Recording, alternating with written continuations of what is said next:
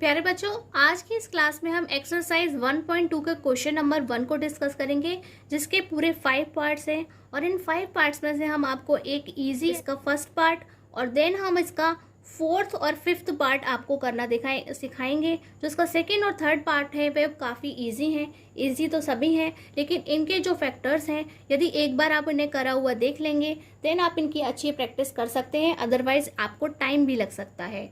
तो प्यारे बच्चों, यहाँ पर हमें क्या करना है, इनके निम्नलिखित संख्याओं को अभाज्य गुणनखंडों के गुणनफल के रूप में व्यक्त कीजिए। यानी कि हमें क्या करना है, इनके प्राइम नंबर से इनके फैक्टर करने हैं और उन्हें मल्टीप्लिकेशन की फॉर्म में लिखना है। Express each number as a product of its prime factor. यानी कि यहाँ पर हमें इन्हें प्रोडक्ट की फॉर्म में लिखना है और किस तरह के प्रोडक्ट जो प्राइम फैक्टर्स के बने हुए होते हैं। तो प्यारे बच्चों, आखिर क्यों हम इन्हें 10th क्लास के अंदर पढ़ रहे हैं, ये तो ऑलरेडी आपने बचपन में ही सीख लिया है। यानी कि ये भी क्या है, क्लास 4th का ही एक टॉपिक है।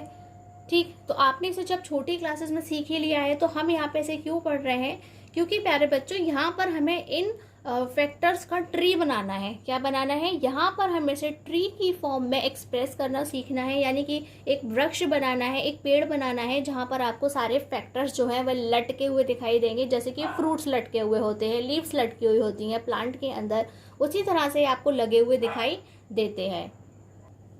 तो प्यारे बच्चों, सबसे पहले हम क्या लिखेंगे, by using the factor tree for prime factorisation.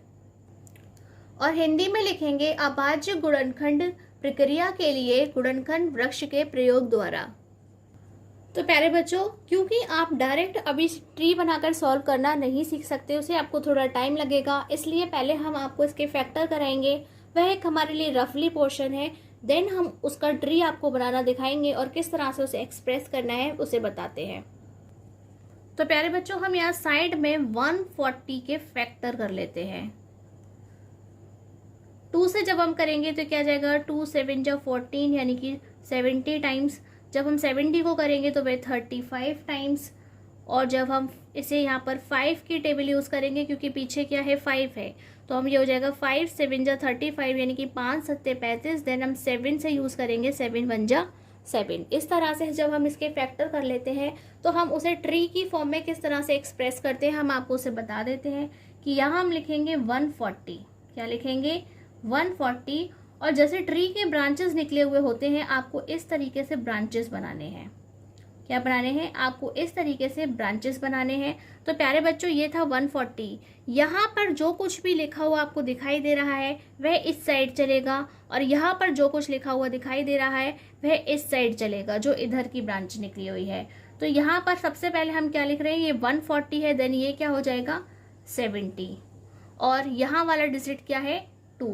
यानी कि 140 को जब हमने फैक्टर किया तो वो 2 और 70 के अंदर डिवाइड हो गया।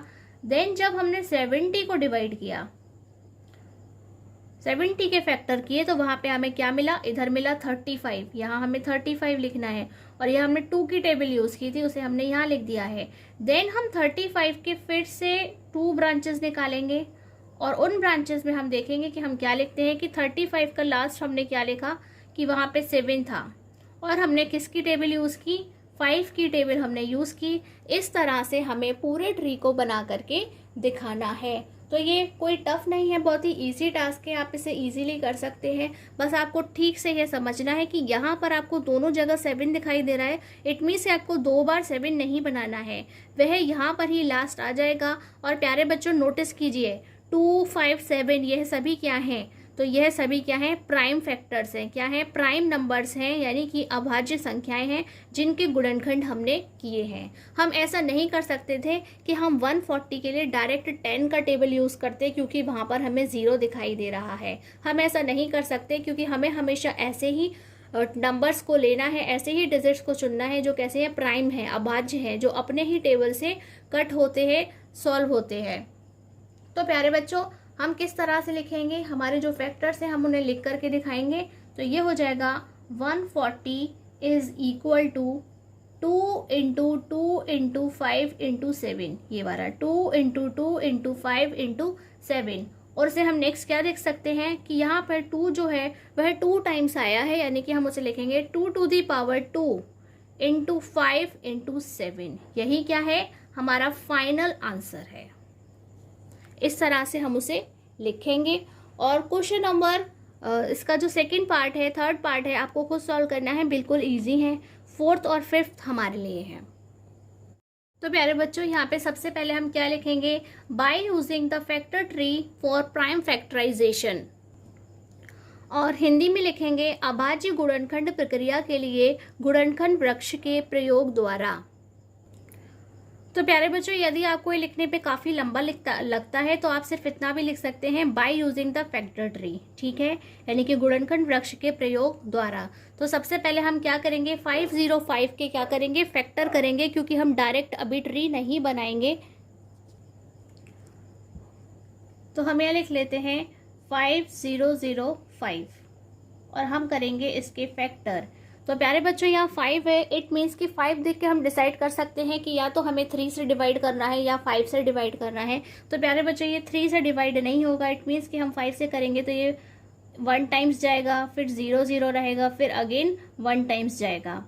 देन हम क्या करेंगे, अब आपको यहाँ पे प्यारे बच्चों 7 की टेबल यूज करनी है। तो ये हो जाएगा हमारे पास 7 1 जा 7, यानी कि 7 एकम 7, यहाँ पे 3 हो जाएंगे तो ये हो जाएगा 30। तो ये हो जाएगा 7 4 जा 28, यानी कि 7 चौक 28। देन हमारे पास 2 बचेंगे, 2 1 क्या होता है 21, यानी कि 7 3 जा 21, यानी कि 7 या 21 हमें यहाँ पे लिखना है।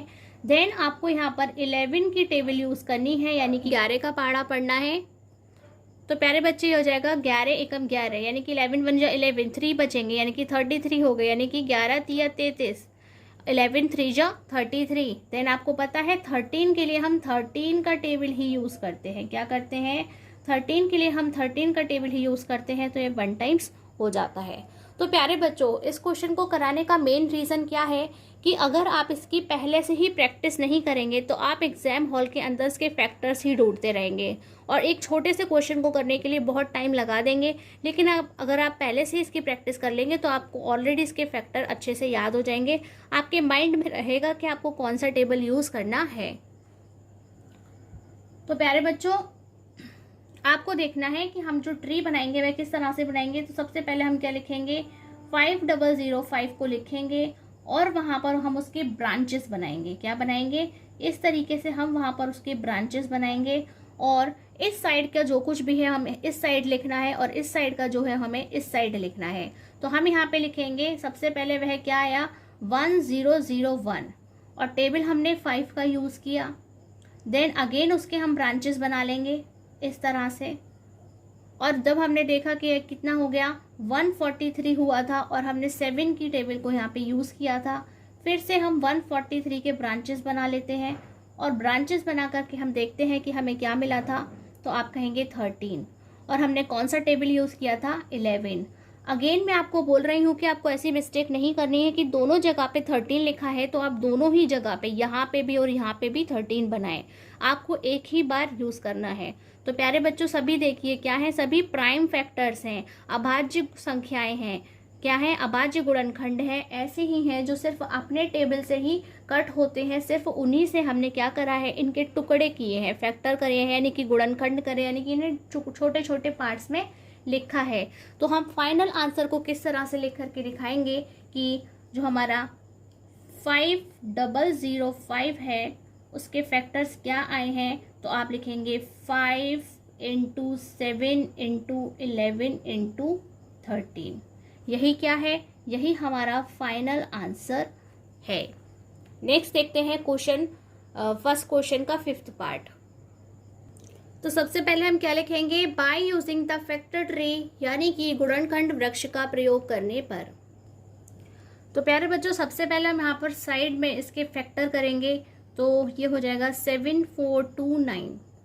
तो प्यारे बच्चों, इसके जो फैक्टर हैं वह काफ़ी नोटिसेबल हैं, यानी कि आपको इन्हें ध्यान रखना पड़ेगा कि हमें पहले कौन सी टेबल यूज़ करनी है।